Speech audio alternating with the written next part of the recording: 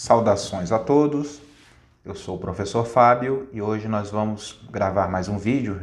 Nós estamos retomando a ideia dessas postagens de vídeos aqui no canal e hoje a gente vai estar conversando sobre um tema muitíssimo interessante que eu acho que vai chamar a atenção de muita gente. O tema é: a educação brasileira tem jeito? É uma provocação, né, conforme diria o Mário Sérgio Cortella, uma provocação filosófica, digamos assim, né? A educação brasileira tem jeito? A pergunta que eu não sei se você, de alguma maneira, já se fez esse questionamento, se isso é um assunto que em alguma vez já tenha passado pela sua cabeça. E já faz pelo menos uma semana que eu estou aqui analisando esse assunto para poder gravar, pensando, lendo, discutindo sobre esse tema, e eu cheguei a uma conclusão bem interessante. A educação brasileira tem jeito? A minha resposta é sim e não. Não, na hipótese de manter tudo aquilo que está sendo feito, manter as coisas do jeito que estão. Realmente não há a mínima condição de dar certo, da educação brasileira alavancar e melhorar. Tem uma frase muito comum em alguns segmentos da sociedade que dizem assim, uma frase até se tornou meio popular, que é mais ou menos assim, que diz que se a pessoa mantiver aquilo que ela sempre fez, ela vai alcançar os mesmos resultados. Mais ou menos isso, né? Então, se a gente manter as nossas ações, as coisas do jeito que a gente vai fazendo, os resultados serão sempre os mesmos. E os resultados não têm sido bons, no sentido que a gente gostaria, né, nos exames de larga escala, né, quando a gente acompanha o desempenho dos estudantes, né, e até nos exames em larga escala no plano internacional, como o PISA. E quando a gente compara esses números do Brasil em relação às outras nações, a gente acaba ficando muito longe, né? E é interessante também, como a gente pensa em relação ao IDH, que é o Índice de Desenvolvimento Humano, o Brasil fica bem longe também. Então, uma correlação interessante para a gente poder começar a pensar. Os países plenamente desenvolvidos, que estão lá no topo do IDH, eles também vão ter uma educação de qualidade. Então, há nações, né, que estão ali talvez no bloco intermediário, mas que de certa maneira fizeram o dever de casa, souberam investir na educação e melhoraram a condição de vida para uma boa parcela da sua população, e isso é possível ser feito aqui também. Mas além, é claro, da gente querer melhorar nesses dados, nesses índices de avaliação, obviamente a gente quer também que ocorra aprendizagem. Não adianta fazer um processo mecânico e altamente robótico pensando simplesmente em melhorar índices, né, números, se paralelo a isso não ocorrer de fato uma aprendizagem mais significativa, que eles possam aprender para a vida, se desenvolver, tocar os seus sonhos, objetivos e realizar coisas importantes para si, para a sociedade, para o país. Então esse é o nosso pensamento. Não adianta melhorar nos índices de avaliação, é sempre bom, é sempre interessante, mas junto com isso é necessário também que a gente esteja vendo na prática a aprendizagem ocorrendo de uma maneira bastante significativa e importante para todos, conforme eu falei, né? Para a pessoa, para a sociedade, para a nação. E a gente fica pensando o que seria necessário para poder modificar essa realidade, né? Falta uma melhor articulação entre o MEC, que é o Ministério da Educação, as secretarias, as 27, né, secretarias estaduais de educação, ou se preferir, as 26 estaduais e mais a distrital do DF, que ao todo vai dar 27, e ainda essa articulação dos estados e mais o Distrito Federal em relação os estados no caso, né? Já que no Distrito Federal não tem município, né? Os estados têm as regiões administrativas, né? Mas no caso em relação às suas regiões menores, né? No caso dos estados em relação aos municípios e do Distrito Federal em relação às RAs, que são as regiões administrativas. E a gente fica então pensando que isso é um problema bastante grave, porque a cada 4 anos tem eleições e muitas das vezes quando muda, né, um governo, que um governo fique 4 ou 8 anos, conforme nós já tivemos aí uma gestão que deu continuidade, houve reeleição, geralmente quem chega, em alguns casos, quando um grupo contrário ganha a eleição, está tudo errado, joga tudo no lixo, demite todo mundo, vamos iniciar do zero. E esse iniciar do zero realmente é uma coisa que muitas das vezes atrapalha algumas ações que vinham sendo bem sucedidas e às vezes são trocadas ou substituídas por programas que às vezes não vingam, não alavancam e toda aquela experiência anterior, toda aquela bagagem, em algumas ocasiões ela é jogada no lixo e isso é péssimo. Então aquilo que é bom, aquilo que dá certo, muitas das vezes ela não tem uma continuidade. Então está sempre reiniciando, e não é só no MEC, não é só no governo federal. Na gestão dos municípios, quando troca o prefeito, quando troca o governador do estadual, o governador dos estados, e assim vai. Então essa falta de comprometimento, que talvez teriam que ser pensadas em leis que pudessem garantir, ou pelo menos promover ou incentivar um diálogo que vá além da questão partidária e ideológica, para que seja preservado e valorizado aquilo que funciona, aquilo que dá certo, pensando acima de tudo no bem comum e no desenvolvimento da nação. Seria uma atitude bastante civilizada e seria algo muitíssimo interessante se nós conseguíssemos pensar nessa perspectiva. Uma outra questão que me chama muito a minha atenção, chama muito o meu olhar para isso, é a questão da gestão. Eu tenho algumas formações, né, na área da gestão, em nível de pós-graduação, lato sensu, e eu observo o seguinte: em muitos casos, a gente observa na Secretaria Municipal, nos estados, no MEC, muitas das vezes os nomes escolhidos não são nomes com vivência e experiência na educação. São nomes pautados em questões políticas.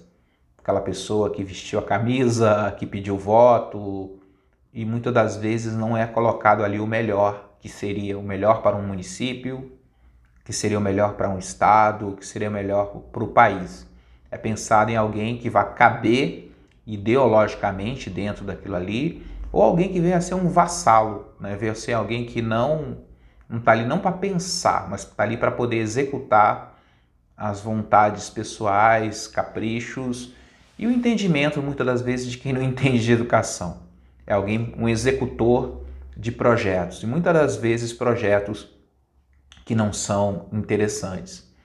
Uma vez eu vi uma experiência que num estado, para poder escolher o secretário regional da região, né, existiam várias regiões, eram feitos através de projetos. Então qualquer professor da rede estadual poderia apresentar um projeto que iria concorrer e o melhor projeto seria eleito, então, o coordenador de uma regional, né? Então seria algo bastante interessante, porque é algo que vai além da questão partidária e valoriza aquilo que se tem de melhor. Achei muito interessante, né? Então tem uma gestão realmente que fosse democrática.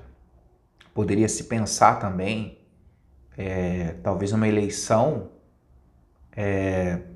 que fosse escolhido o secretário municipal através de projetos e os professores, a rede pudesse escolher aquele que viria a ser o seu legítimo representante na Secretaria de Educação, ou que pelo menos, se isso não for possível, mas escolher alguém que tivesse relação com a educação ou fosse conhecedor da sala de aula para evitar algumas aberrações que eu já tive chance de ver pelo Brasil afora. Eu já tive chance de ver em Santa Catarina uma vez um engenheiro sanitarista que foi secretário de educação e também um administrador de empresas. Que uma coisa é você administrar uma empresa privada, um negócio, outra coisa é você administrar a educação pública, se administrar a educação no Estado muda muito. Se você não tem essa vivência, se a pessoa é do business, dos negócios, né? Então da área empresarial, não é muito difícil ele dar certo na educação, porque ele não tem a vivência, a leitura, ele não tem aquela experiência dessa área específica e acaba dando errado. Então, e quanto mais você avança em direção ao Brasil profundo, você vai encontrando, até mesmo por limitações, né, ou também por conchavos políticos, pessoas que estão ocupando cargos importantes na educação, um secretário de um município do interior, ou mesmo numa região metropolitana também, mas que está lá simplesmente por arranjos e questões políticas, e muitas das vezes a pessoa nem é da área da educação, não tem vinculação, não conhece a sala de aula, não conhece a realidade do professor. Então é algo que acaba sendo bastante negativo. E o último ponto que eu gostaria de abordar é sobre a questão do professor. Eu queria valorizar a questão do professor. Eu não queria, eu falo isso não no sentido de soltar confete, tocar trombeta ou fazer algum tipo de defesa do professor que seja vazia e sem sentido, mas fazer uma análise justa, né, em relação ao trabalho dos professores. Que ao mesmo tempo que eu sempre gosto de dizer que professor não é um sacerdócio, né, que quem pratica o sacerdócio são padres, pastores, bispos e são do ramo eclesiástico, não tem nada a ver. Existe educação religiosa, mas é uma outra questão, outro mundo, outro aspecto, né? Outra realidade no caso. Mas no caso eu estou me referindo que a educação ela não é um sacerdócio, não é uma coisa que a pessoa tem um chamado divino para isso, eu não acredito nisso, e não é uma missão do tipo missão dada, missão cumprida, conforme a gente vê em alguns segmentos da sociedade. Não é uma missão, mas ser professor é uma profissão, onde aqueles que escolhem, é uma questão de escolha. Existe aptidão, pode existir vocação, pessoas que têm muito jeito, têm muita habilidade para isso, mas acima de tudo é uma escolha que se faz e quem escolhe isso geralmente escolhe e o faz bem feito. E por que eu estou falando isso? Porque eu gostaria de dizer claramente que o professor sabe dar aula. O professor ele sabe o que faz e ele, melhor do que ninguém, ele conhece os problemas da sala de aula, da escola, da realidade dos municípios. E muitas das vezes é exatamente a pessoa que deveria ser mais ouvida e é o que é menos ouvido. Porque na gestão municipal, estadual e por aí vai, nas gestões nas nas regiões macro, então olham o professor simplesmente como um executor de ordens. O professor é visto como uma tábula rasa, simplesmente como executor de tarefas, como uma simples engrenagem. É alguém totalmente dispensável e descartável e que até não está ali para pensar, está ali para executar. Mas na verdade é muito ao contrário disso. Os professores são inteligentes, os professores conhecem o trabalho, e eu digo que se a educação brasileira não está melhor também é porque esses professores eles não são ouvidos. Eles são tratados, né, ou eu me colocando junto, né, ou nós somos tratados realmente como nada, como pessoas acéfalos, como idiotas muitas das vezes. Desculpem a expressão forte, mas é dessa maneira. Quando na verdade as redes de ensino, os municípios, ou as que têm esse cuidado de ouvir o professor, eles conseguem tirar ideias incríveis, coisas interessantes. Quando são tirados pessoas que conhecem essa realidade, são colocadas em cargos importantes de gestão, com pessoas que têm essa habilidade, fazem um trabalho genial, fazem um trabalho incrível, aquilo que dá certo, que produz inovação, mudança e que faz a educação avançar.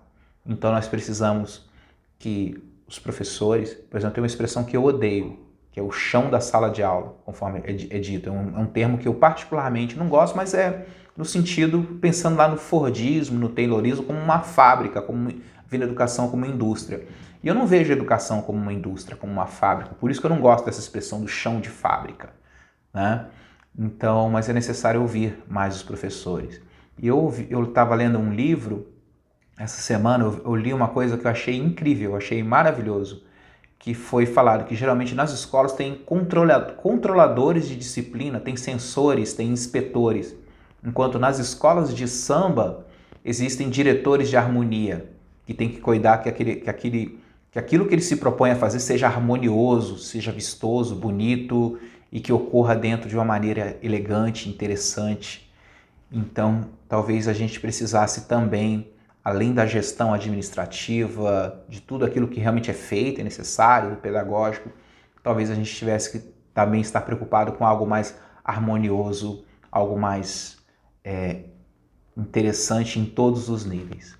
Talvez isso nos possibilite sonhar e mudar, né? Não estou aqui para falar de utopia e de ilusão, mas estou falando que, ao mesmo tempo, a gente precisa voltar a resgatar o nosso sonho de mudar a realidade, da gente poder voltar a ser feliz, da gente voltar a poder sorrir e fazer as coisas melhorarem, não só para si, para a nossa família, mas para aqueles que estão em volta, para o bairro, para o município, para que aos poucos uma visão de quem sabe o que faz, né, de quem conhece a realidade tem a contribuir, que é o professor, ele sabe o que faz, ele tem o que contribuir, ele tem o que dizer, o que mostrar, mas não é ouvido. Então vamos ouvir os nossos professores, que muitas das vezes são aqueles que cuidam dos nossos alunos, das crianças, adolescentes, jovens, e muitas das vezes fazem toda a diferença, às vezes no sentido material, no sentido afetivo, no sentido emocional, no sentido de vários tipos de suporte que ocorrem todos os dias na sala de aula em benefício das pessoas, da sociedade, das famílias. Então o professor precisa ser mais respeitado, o professor precisa ser mais levado a sério e o professor precisa ser mais ouvido. Então ficamos por aqui. Então a educação, ela tem jeito.